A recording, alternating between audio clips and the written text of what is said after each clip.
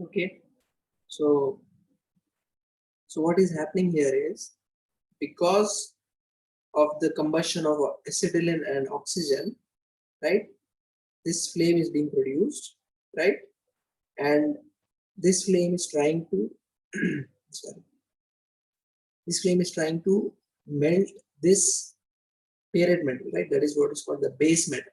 Okay, and you're trying to supply some filler rod, and therefore it forms a solidified weld metal, right, as we are going from right to the left. Okay, you are having this solidified weld metal being formed.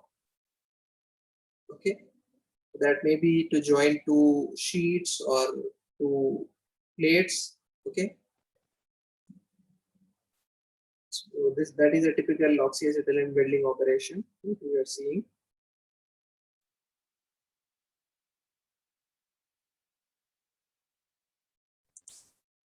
Okay, you see the overall process and the welding area. You see that the top one is your overall process. What is happening is you have two cylinders here. Okay, acetylene and oxygen, right, both of them having their regulators which display, and there is a flow meter, right, which indicates how much amount of oxygen is being flowed, and acetylene, how much is allowed to go. This flow meter will show us. So that these two, right, those two pipes will go and join the torch, right, this gas torch. So that is what is responsible for creating the flame. Okay, so there is this valve here, the two knobs as you are seeing, right. One knob is used to control the amount of acetylene, right. For example, here this knob is for oxygen, right, the top one. So that valve is responsible, that I mean you can use that valve to control the amount of oxygen being flowed, and this knob, the bottom one, to control the amount of acetylene. Because you see the ratio or the proportion of these two, if you vary, the flame would vary, right. The flame color will vary, indicating the temperature that is achieved. Okay, so depending on the application and the temperature range you want to right, you can change these valve settings. Okay, the amount of oxygen, for example, 80% of oxygen, 20% of acetylene, like that. Okay, just a simple example. So that percentage, if you change, 60-40 will give you another type of flame. Okay, 50-50 will give you another type of flame, and therefore the temperature. So, right, so that depends on the workpiece geometry also. If you have a thicker section, then you have to go for a higher temperature of flame, and therefore you can change the proportion of oxygen and acetylene that is coming from the cylinder. I hope I'm clear, right?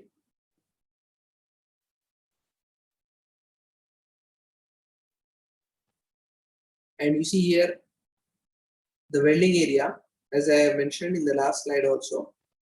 Primary combustion, that cone, inner cone, is basically where primary combustion is happening, and that is your protection envelope that is protecting this weld, right, which is melted just now, right, or which is basically melting it right now. Okay, the protection envelope is trying to prevent the oxidation. Okay, so, and that is a metal droplet, right, formed as a result of this heat from the primary combustion inner core. Okay, so that filler rod is being melted, so that metal droplet is of the filler rod, or if it is quite high, then even this base metal would spatter, right. This droplet would be formed even from the base metal if the temperature is too high, right. Basically the liquid formation from solid, because of the temperature it is turned to liquid, and therefore this droplet should be formed even from the base metal. Right now this is being showed as a metal droplet from the filler rod which is supplied. Okay, clear, right? The overall process and the welding area.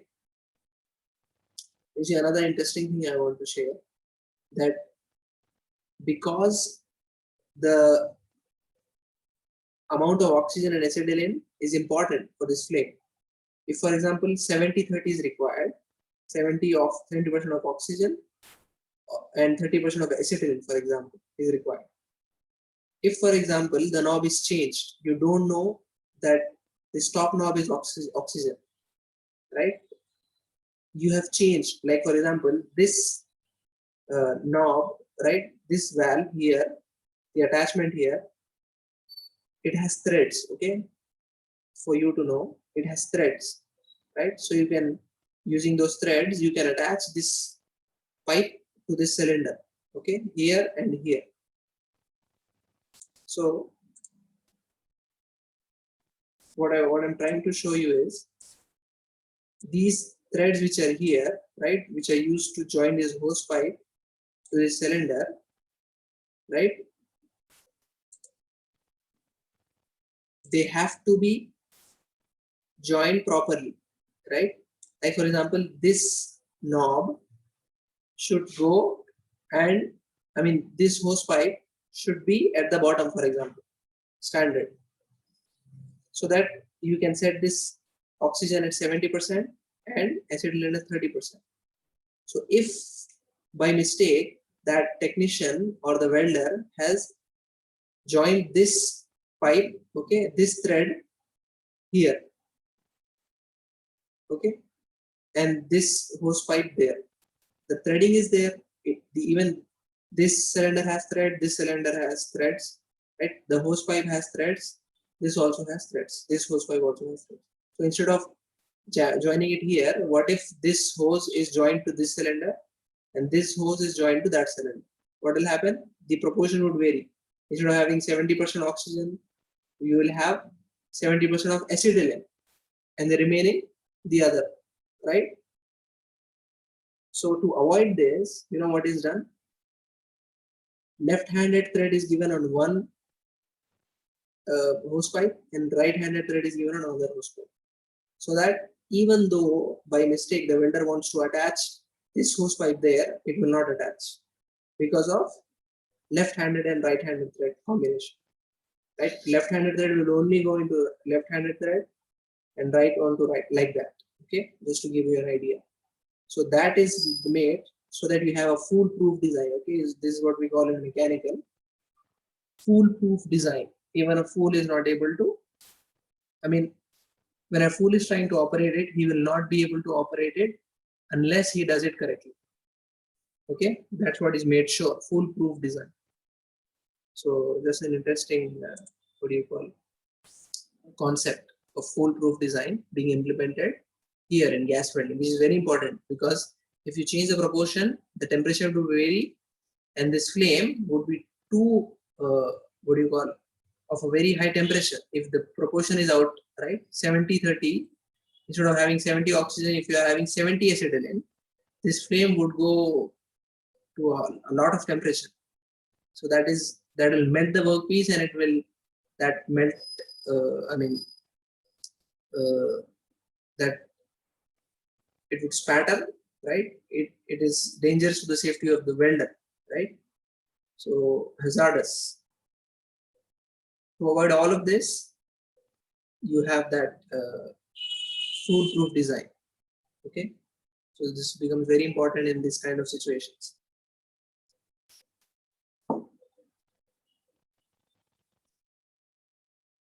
Okay, just let me. Okay, so you see, a sound weld is obtained by selecting proper size of flame, right? As I was talking about, you can vary the proportion of acetylene and oxygen to get the size of flame. And flame is one factor for a sound weld. Another thing is filler material. Okay, what type of filler material you have to use, and the method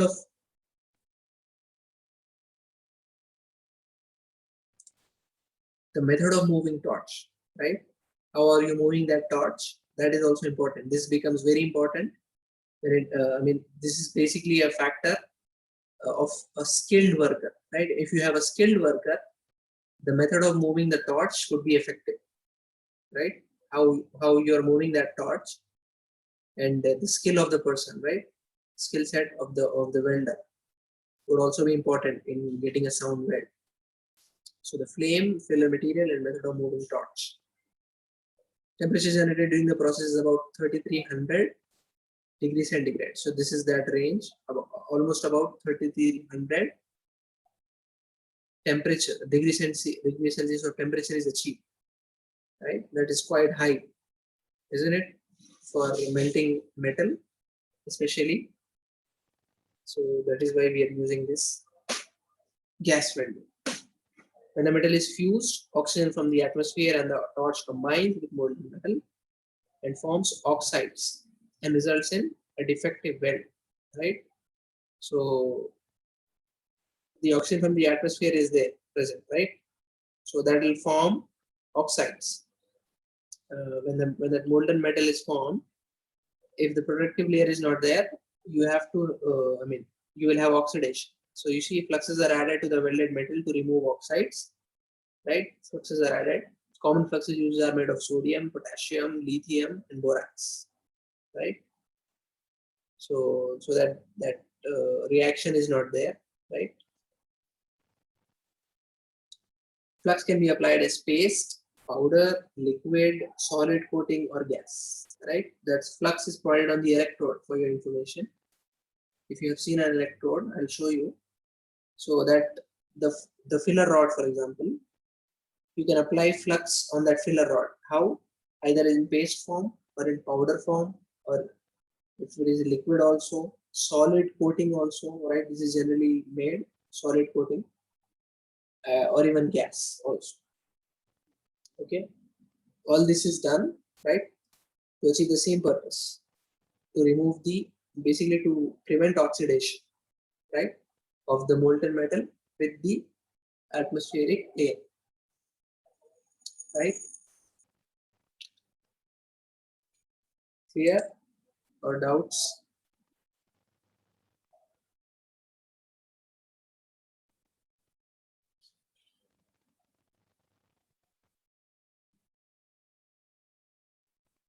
Okay. You see the types of flame as I was talking about. There are three types of flames in oxidation welding. You have neutral flame, reducing flame, and oxidizing flame, right? So you see the temperature that is achieved and why they are called neutral and reducing or oxidizing. The first kind, neutral, acetylene and oxygen are mixed in equal amounts, right? The amount of, as I was talking about, the amount of acetylene coming from the acetylene cylinder, the amount of oxygen coming from the oxygen cylinder, they are equal, 50-50. So they will burn at the tip of the welding torch. The inner cone gives 2/3 of heat, as we have seen, whereas the outer envelope provides 1/3 of the energy. So the temperature that is achieved is about 3200 degrees centigrade because of this neutral flame. When it comes to reducing flame, excess amount of acetylene is used, right? So acetylene is higher than oxygen, giving a reducing flame. The combustion of acetylene is incomplete, right? Because of that, because you are giving more acetylene, right?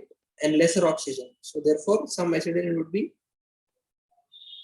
what do you call, unburnt, or it will not. So there will be incomplete combustion basically, right?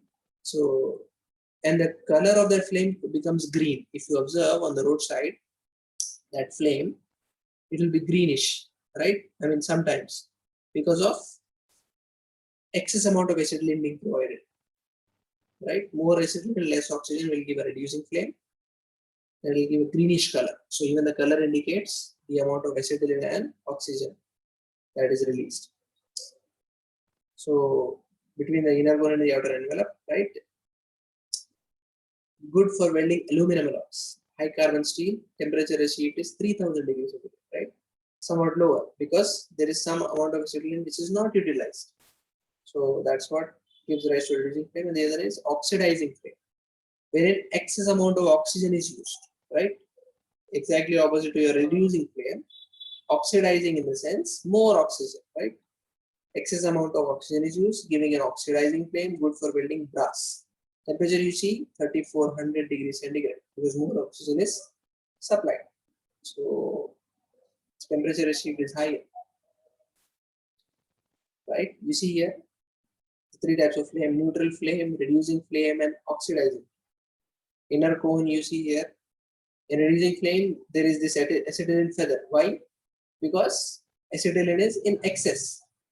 So that acetylene could not find a pair of oxygen to burn. Right? There are some acetylene molecules which could not find an oxygen molecule to burn or combust, and therefore they are there, right, around this inner core. This inner core where there is combustion of acetylene and oxygen. The acetylene which could not find oxygen molecules, because it is acetylene is supplied more than the oxygen, right? We know in reducing flame. So that will come off as this acetylene feather is what we are calling it. And the other one is oxidizing flame, right? Wherein you have this sharp inner core, right? So this will lead to a higher temperature, as we have seen, 3400 degrees centigrade, right? So that is what is your oxidizing flame. You see here, outer envelope you have, as we have discussed, secondary combustion will lead to the outer envelope, and this is basically serving the purpose of protecting the molten metal from oxidation. Right? Whereas this inner cone is what is responsible for melting it. This is what is responsible for melting it. Okay, the inner cone, as you can see here, carburizing flame, oxidizing, carburizing, and neutral flame. This is also it is also called carburizing. That reducing flame is also called carburizing flame. The temperature achieved, as you can see, in oxidizing 3500 in the at the inner core, 3150 at the inner core for carburizing, 3400 for neutral. Right? Outer envelopes also he has given what is the temperature achieved. Okay, so I believe yes, this we'll see in the next class hopefully. Up until here it is clear the types of flame, right? And the gas welding, what is gas welding, and the different terminology, the process that is there. If there are any doubts, you can ask. Otherwise, we'll end the meeting.